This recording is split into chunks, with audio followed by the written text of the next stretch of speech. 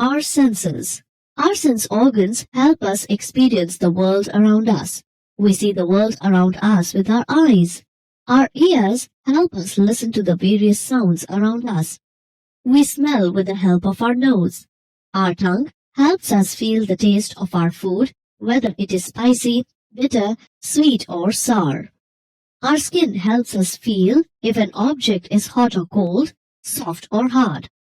The sense organs collect the information and the nerves carry this information to our brain. The brain processes this information and sends back messages through the nerves to other body parts on how to act.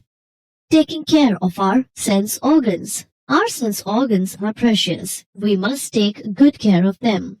Eyes are delicate organs and they should be protected. We should wash our eyes daily with clean water. Eyes should not be rubbed with dirty fingers or a dirty handkerchief. We should always read and study in proper light. We should also avoid watching television or working on computers and phones for long hours. Our ears should not be cleaned with any sharp object as this can damage the eardrum. We should also not listen to loud music, especially through headphones.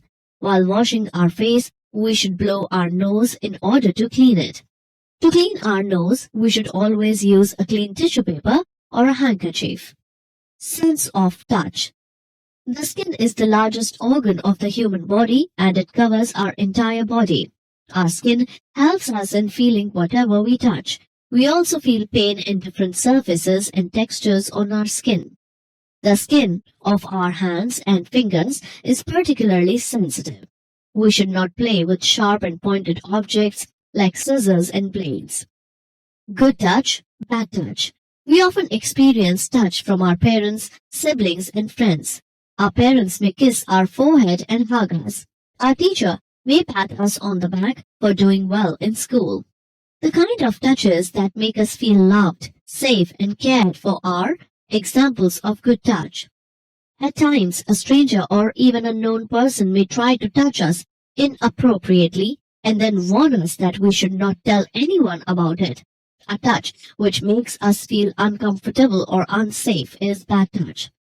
If we ever experience bad touch from anyone, we should immediately report about it to our teachers or parents. We should not feel scared or shy as it is not our fault. We should also avoid being alone anywhere or going anywhere with a stranger or someone whom we cannot trust. People who are differently abled. Some people who are unable to use one or more of their senses or other parts of the body are called differently abled. People who are differently abled have certain physical impairments related to hearing, seeing, speech, and in movement. Sometimes differently abled are also challenged mentally, that is, there is impairment in their brain. Differently abled people face many challenges in living their day-to-day life, but they overcome their difficulties and live life like all of us. Visually impaired people cannot see the world and hence depend their other senses of hearing, smell, and touch to understand the world around them. The visually impaired use their sense of touch to read and write in Braille.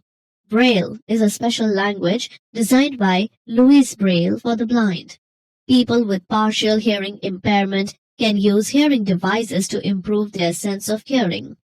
Those with complete hearing impairment use their sense of sight to lip read and understand others around them. Those who cannot speak use their hands and fingers to communicate through sign language. Those who suffered loss of limb, either arm or leg, make use of artificial or prosthetic limbs to move around. There are also prosthetic feet and toes.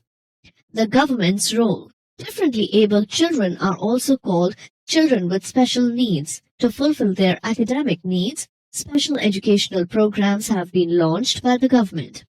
India's Disability Act of 1995 provides many facilities to differently abled children and adults. Differently abled children are entitled to free education in special schools till they are 18 years of age. Children with disabilities are also provided scholarships, books, uniforms, and teaching materials for free. People with disabilities are treated with dignity and are given freedom to make their own choices.